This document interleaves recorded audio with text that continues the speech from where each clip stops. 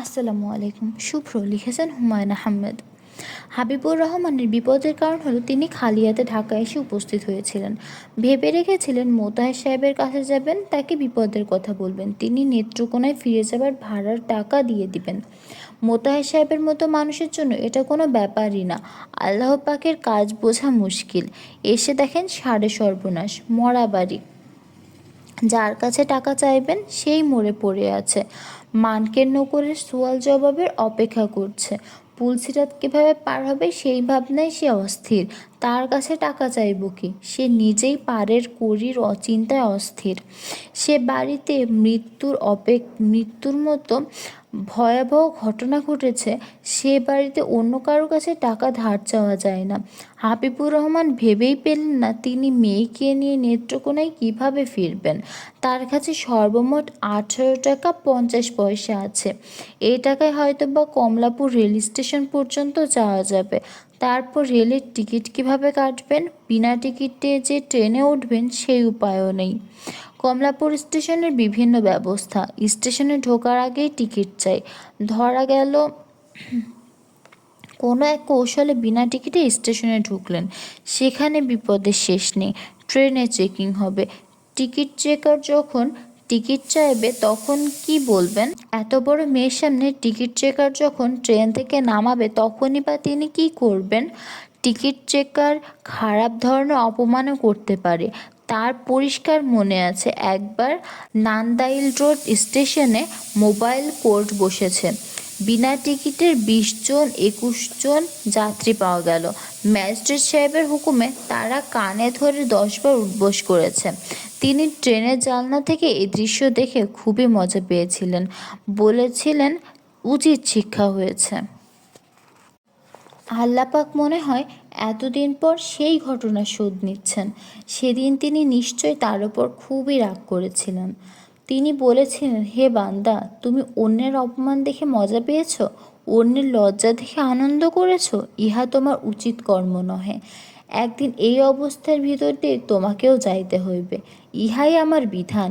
গ্রামের কথা আছে, যার নিন্দে তার দুয়ারে বসে কান্দে।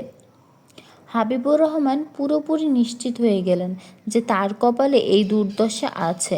দুয়ারে বসে গলা ছেড়ে তাকেই কাঁদতে হবে। কমলাপুর স্টেশনে ঢুকতেই তার কোনো অসুবিধা হয়নি। টিকিট চেকার অন্যদের কাছ থেকে টিকিট চাইলে তার কাছে চায়নি। ট্রেনের কামরায় তিনি ভালো সিটও পেয়ে গেলেন, জানলার পাশে সিট, কামরাও ফাঁকা, ভিড় তেমন নেই, সব কিছুই ঠিকঠাক মতো এগোচ্ছে। এর ফল শুভ নাও হতে পারে। হাবিবুর রহমান ট্রেন ছাড়ার আগ মুহূর্ত পর্যন্ত স্টেশনের প্ল্যাটফর্মে হাঁটাহাঁটি করলেন। তার দেখার বিষয় একটাই, টিকিট চেকার কোন কামরায় ওঠে। তার মন একবার বলছে এত ভয় পাবার কিছু নেই। পাকিস্তান আমলে ট্রেনে যত কড়া চেকিং হতো এখন তত কড়া চেকিং হয় না। পরক্ষণেই মনে হচ্ছে জীবনের সবচেয়ে বড় অপমান আজই হতে হবে। মেয়ের সামনে তাকে নিয়ে হাজতে ঢুকিয়ে দিবে।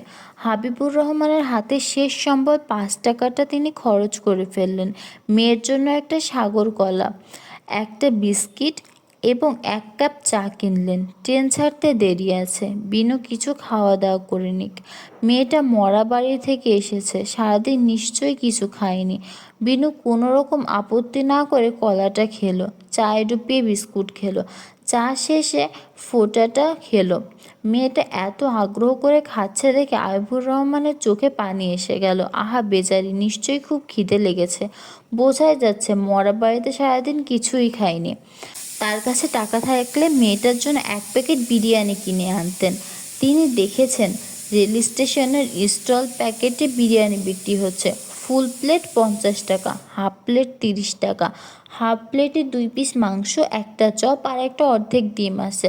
হাবিবুর রহমান বললেন, মারে পানি খাবি? বিনু বলল, খাবো। হাবিবুর রহমান মেয়ের জন্য মিষ্টি পানি কিনে আনলেন। বিনু বলল, বাবা তুমি প্ল্যাটফর্মে হাঁটাহাঁটি করছো কেন? উঠে এসো। হাবিবুর রহমান বললেন, ট্রেনের বগির ভিতরে কেমন দম বন্ধ লাগে। ট্রেন ছাড়ার আগে আগে উঠবো রে মা। তাহলে জানালার কাছে এসে থাকো, তুমি দূরে গেলে আমার অস্থির লাগে। এই কথাতেও হাবিবুর রহমানের চোখ ভিজে গেল। তিনি দূরে গেল তিনি দূরে গেলে মেয়ের অস্থির লাগে, মেয়ের বিয়ে হয়ে যাবে, সে তো দূরেই চলে যাবে। আহারে বেচারি, খুব অস্থিরে থাকবে। বিনু বলল, বাবা তোমাকে এত চিন্তিত লাগছে কেন? হাবিবুর রহমান বিব্রত গলায় বললেন, চিন্তা না রে মা, মনটা খারাপ। মানুষটা মরে গেল, একটা ভালো মানুষ পৃথিবী থেকে কমে গেল। উনি খুব ভালো মানুষ ছিলেন বাবা। অত্যাধিক ভালো ছিল না রে মা, বিপদে পড়ে যতবার তার কাছে সাহায্যের জন্য গিয়েছি ততবার তিনি সাহায্য করেছেন। তার কাছে আমার যে ঋণ, সেই ঋণ কিভাবে শোধ দিব তাই ভাবতেছি। সব ঋণ শোধ করাতে হয় না, তাও ঠিক। তবে মা, আমি সিদ্ধান্ত নিয়েছি গ্রামে ফিরে ওনার জন্য কোরআন মাজিদ খতম দিব, কিছু ফকির মিসকিন খাওয়াবো। বিনু বললেন, তুমি আবার ফকির মিসকিন কি খাওয়াবা? তুমি নিজেই তো ফকির মিসকিন। তাও সত্যি মা, এত অতি সত্যি কথা। বাবা তুমি কি টিকিট করেছো? তোমাকে টিকিট করতে দেখলাম না। হাবিবুর রহমান চুপ করে রইলেন, কিছু বললেন না। বিনু বললেন, বাবা তোমার কাছে কি টিকিট কেনার টাকা নেই? হাবিবুর রহমান এই কথার জবাব দিলেন না, লজ্জায় তার মরে যেতে ইচ্ছে করছে। বিনু বললেন, যাও বাবা টিকিট কেটে আনো, আমার কাছে টাকা আছে। তুই টাকা কোথায় পেলি? চাচি দিয়েছিলেন। হঠাৎ তোকে টাকা দিলেন কেন? তুই চেয়েছিলি? ছি, আমি চাইবো কেন? তুমি একটা চিঠি লিখেছিলে না, টাকা নেই বলে আমাকে নিতে আসতে পারছো না? সেই চিঠিটা উনি পড়েছিলেন, আমার মনে হয় এই জন্যই দিয়েছেন। আমি নিতে চাইনি, উনি জোর করে দিয়েছেন। কত টাকা? 2000 টাকা। হাবিবুর রহমান ধরা গলায় বললেন, অতি মহিয়সী মহিলা। ঠিক না রে মা? কত বড় বিপদ তার মাথার উপর, স্বামী মারা গেছে, সব আউল ঝাউল, এর মধ্যেও মনে রেখেছে তোর হাত খালি। আল্লাপাক যে বেহেস্ত তৈরি করে রেখেছেন, সেই বেহেস্ত আমার মতো নাদানের জন্য না, এসব মানুষের জন্য। বুঝলি মা, আমি ঠিক করেছি শুভ্র সাহেবের মার জন্য আমি কোরআন খতম দিব, ফকির মিসকিন খাওয়াবো। যাকে তোমার পছন্দ হয় তার জন্য তুমি কোরআন কোরআন খতম দাও, ফকির মিসকিন খাও। তোমার জীবনটা তো কেটে যাবে কোরআন কোরআন খতম দিতে দিতে, আর ফকির মিসকিন খাওয়াতে খাওয়াতে। মা গো, ওইটাও আল্লাহর পাকে নির্ধারণ করা। আল্লাহ পাক আমার জন্য কোরআন পাঠ নির্ধারণ করে রেখেছেন, আমি কি করব বল? ট্রেন ছেড়ে দিয়েছে। হাবিবুর রহমান মেয়ের পাশে এসে বসলেন। তার মন আনন্দে পরিপূর্ণ, কারণ তিনি টিকিট কেটেছেন, হাফ প্লেট বিরিয়ানি কিনে মেয়েকে খাইয়েছেন। মেয়ের বাবার ঘাড়ে মাথা রেখে ঘুমাচ্ছে। ঘুমের মধ্যে মেয়েটা বোধ হয় দুঃস্বপ্ন দেখছে, কেঁপে কেঁপে উঠছে। হাবিবুর রহমান জানলার দিকে তাকিয়ে আছেন। জানলার বাইরে ঘন অন্ধকার, সেই অন্ধকার দেখতেও তার ভালো লাগছে। তিনি মনে মনে তার মেয়ের জন্য পরম করুণাময়ের কাছে প্রার্থনা করছেন, হে আল্লাহ পাক, হে গফুরুর রহিম, ইয়া জালজালালি ওয়াল ইকরাম, তুমি দয়া করো আমার মেয়েকে। বড়ই ভালো মেয়ে, বড়ই লক্ষ্মী মেয়ে, তার জীবনটা তুমি আনন্দে পরিপূর্ণ করে দাও। তোমার অসীম দয়া, তার এক বিন্দু যদি তুমি আমার মেয়েকে দাও, তোমার দয়া তাতে কমবে না গো পরওয়ারদিগার। এই নিশিরাতে আমি আমার মেয়ের হয়ে তোমার দরবারে হাত তুললাম। যা দিয়ে হু হু করে বাতাস আসছে। হাবিবুর রহমান চিন্তিত বোধ করছেন, মেয়েটা আবার ঠান্ডা লেগে যায়, পাতলা চাদর থাকলে মেয়েটাকে ঢেকে দেওয়া যেত। ট্রেনে খোলা জানলার হাওয়া খুব খারাপ জিনিস, ঠান্ডাটা বুকে বসে যায়।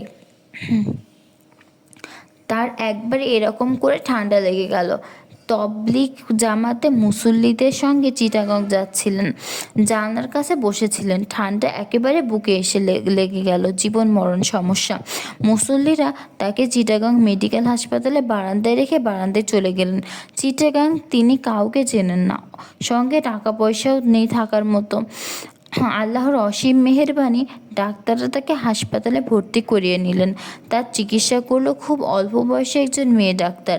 এক রাতে তিনি মোটামুটি নিশ্চিত হলেন মারা যাচ্ছেন। এক রাতে তিনি মোটামুটি নিশ্চিতই হলেন মারা যাচ্ছেন। অল্প বয়সী ডাক্তার মেয়েটা ছুটাছুটি শুরু করলো অক্সিজেন সিলিন্ডারের জন্য। মেয়েটাকে দেখে মনে হলো খুব ভয় পেয়েছে।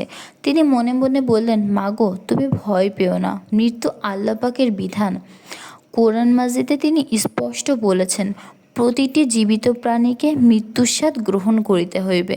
মাগো তুমি যে সেবা, এই অচেনা মানুষের জন্য দিয়েছ, আল্লাহ পাক তোমাকে তার পুরস্কার অবশ্যই দিবেন। আমি নিজেও খাস করে অন্তর থেকে তোমাকে দোয়া দিলাম। আমি নাদান, হয়তো পুলসিরাত পার হতে পারবো না, কিন্তু তুমি হাসি মুখে পার হবা। সেই যাত্রা আল্লাহ পাকের দরবারে তার হায়াত মঞ্জুর হয়েছিল। তিনি সুস্থ হয়ে বিছানায় উঠে বসতে পেরেছিলেন। ডাক্তার মেয়েটার শাসনের ভঙ্গিতে আঙ্গুল উঠিয়ে বলেছিল, একদম ঠান্ডা আর লাগাবেন না। আপনার নিউমোনিয়া হয়েছিল। দুইটা লাংস সহ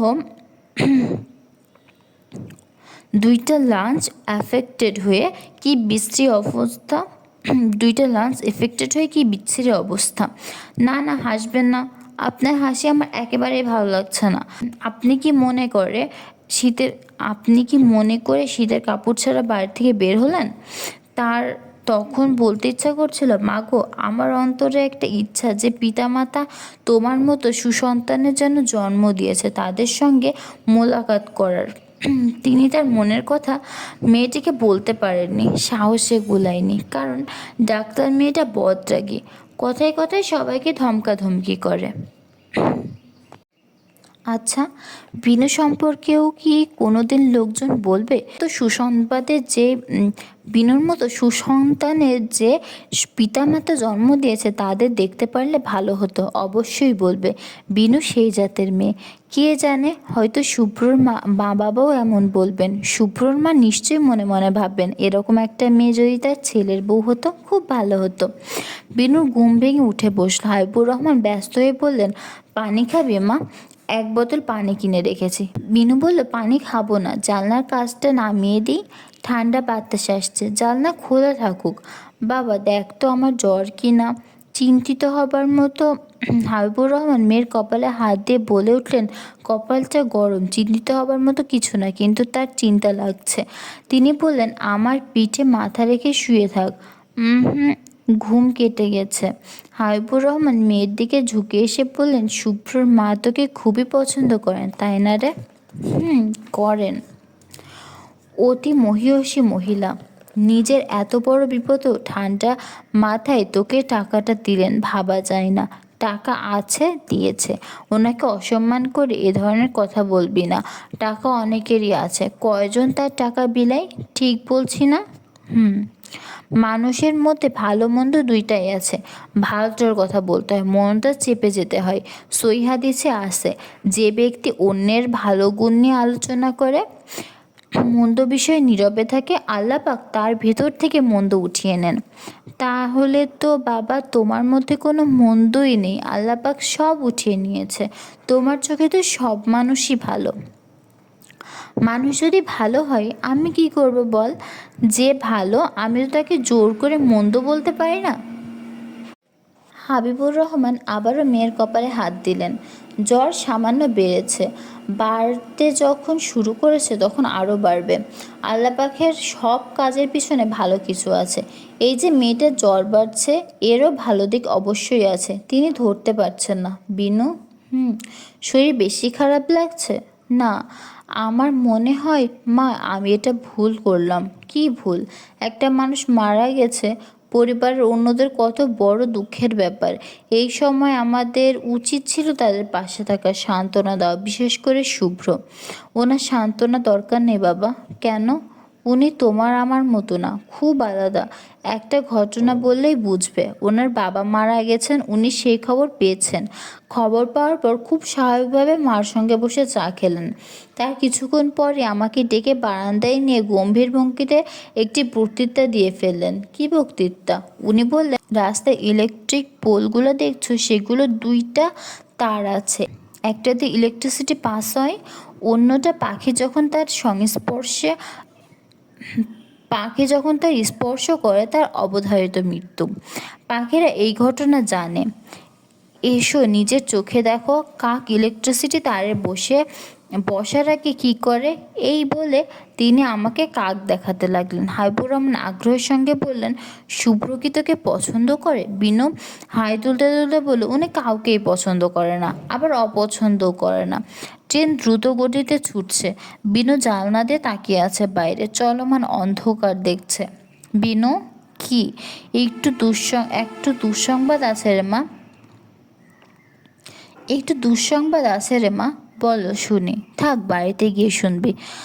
দুঃসংবাদ শুনে এখন আর কিছু হবে না, মস্ত বড় দুঃসংবাদ। মাথা ঠান্ডা রাখার কৌশল আমি শিখেছি। শুভ্রর কাছ থেকে শিখেছিস? হুম। আমি এক একজনের কাছ থেকে এক একটা জিনিস শিখি। এখন বলো দুঃসংবাদটা কি? লিচু গাছটা তোর মা কাটিয়ে ফেলেছে। ও, কাজটা সে খুব অন্যায় করেছে। তুই তোর মার ওপর রাগ রাখবি না। মা যত বড়ই অন্যায় করুক, তার ওপর রাগ করা কঠিন নিষেধ আছে। পিতা অন্যায় করলে তার ওপর রাগ করা যায়, মার ওপর করা যায় না। আমি রাগ করিনি, আলহামদুলিল্লাহ।